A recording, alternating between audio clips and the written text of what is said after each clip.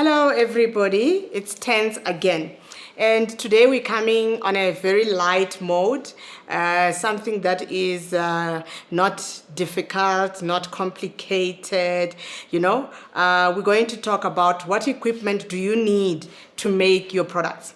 All right, so it's quite simple.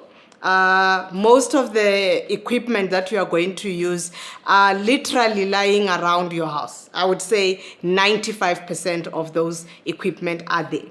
Okay, so I think we're gonna prove each other a little bit wrong or right in this one. So when I mention one equipment, we're then going to determine whether you can find it in the house or not. Okay, that's when you're gonna see that it really doesn't take a lot of investment for you to start your own business.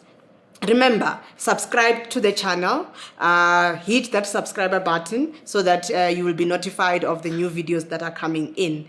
And the reason why I'm bringing this video today is so that you realize that making your own products is possible.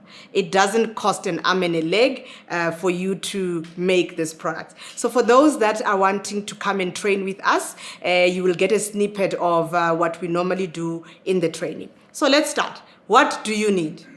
Obviously, you need yourself, like me. I need to be there so that we can make. So I'm not equipment, but I'm part of what is required.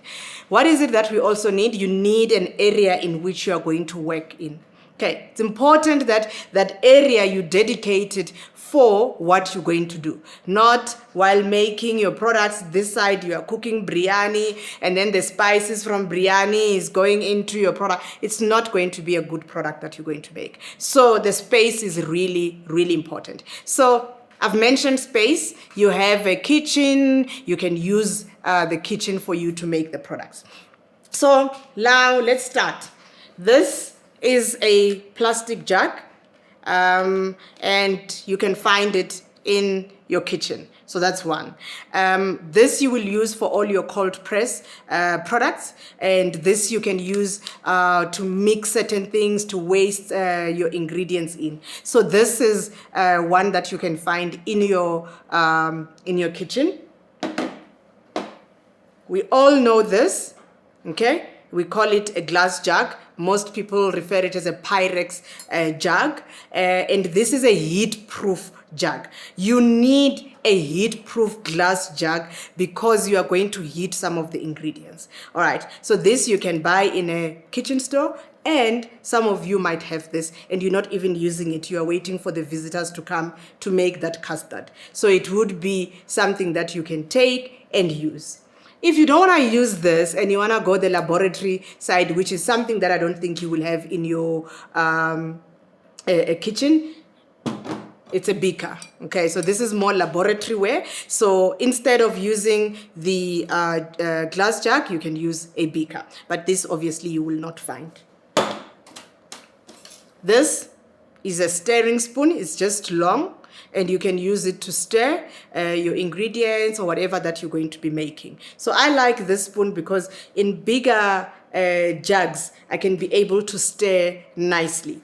Unlike this one, which is really small, you can't really use it in a 2-liter jug. So having two is much more convenient. You would see that this is not laboratory wear. This I took from my stash of cutlery at home that I'm not using. This one I found somewhere in some shop. All right. Now, this is a whisk. All right. We can find this in your kitchen, and this you normally use for the eggs when you are baking and all those types of things. So now this is something that you need to consider. If you are going to use this whisk to make your products, don't please go take it again and use it for baking your cookies. No, it's not going to work. If you use it for your cosmetic products, keep it using it for cosmetic products. Scissor you will be able to get in your kitchen. So you need this because you are going to cut stuff. You are going to use it in making your products. This is a basket. Mostly you won't find it in the kitchen. We normally put these ones in the bathrooms. So you can use this. I love this because I can put all my dirty ingredients in here, or I can transport certain things when I'm making my product. So it becomes very convenient. But also when we are counting orders or demarcating orders, we can also put them in here. So it becomes very handy. And I got this from, I think, a Pep store. Now, this, for all of us that are always losing weight, you have a scale at home. You need a smaller scale that reads 0.01 grams, because when you measure small quantity, this is the precision scale that you need. You will also need a bigger one. The bigger one will measure from 1 gram up to about 10 kgs. Some goes up to 50 to 100 kgs, depending on how much you are going to make. So you would need a scale for your products. Calculator, it's a must, guys. You cannot make products without a calculator, because this is where you calculate your formulation, you calculate your recipes. So this is your friend that you must always have. Mine always stays in the pocket here, because that's what I use most often. Okay, now we're going to go to another equipment. This is what we call an hourglass. No, this is called a weighing glass, not an hourglass, a weighing glass. And this is laboratory now. So I don't think this you will find anywhere, but you can also use anything that is light that you can weigh. So these are found in Westpac, and I bought them, and they really help me when I'm measuring smaller ingredients. You will need a mixer, a hand mixer or a stand mixer. This is when we are making our scrubs and our body butters. Obviously, a silicone spatula. You would need this, especially when you are making creams, scooping out everything so that you don't get a lot of leftovers for your product and it goes on wastage. Obviously, your gloves. Now, here's another important one that you would need. It's called an immersion blender. Most people call it a stick blender. You use it when you make smoothies. So this we use when we are making our emulsified creams. And this is really important because it's what gets the water and the oil with the emulsifier to mix. So we use this Kenwood one. It's quite big, so we are able to do bigger batches with it. You need a pot, okay? You also can get this in your kitchen, even your immersion blender, your silicone spatula. So far, most of the stuff that I've spoken about, you can get in your kitchen. And then you also need a stove. So I've got a one-plate stove, okay? This one. And I use it to melt my stuff, double boil with a pan. So you would need something that you would need to heat. pH meter, a must, guys. If you are going to make any products that contains water, you will need to check your pH. Paper towel for cleaning. 91% rubbing alcohol for disinfecting your areas and your packaging. I also use 97% isopropyl alcohol. I refer to it as IPA. And this I love because it degreases. So if there's a lot of grease in my area where I'm working, if I spray this, it will remove the grease very easily. So we use 2 different solutions for cleaning. We also need a pen. We also need a notebook at all times when you are making your products for all the notes that you want to write.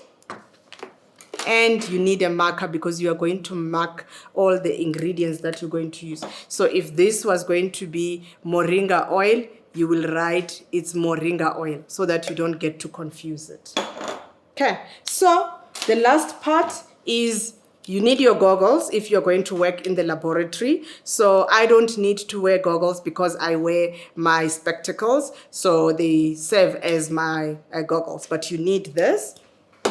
And you will also need a stainless steel bowl that is heat proof. so that you can be able to melt your ingredients. So if you have this, it's going to really help you. You also find this in the kitchen.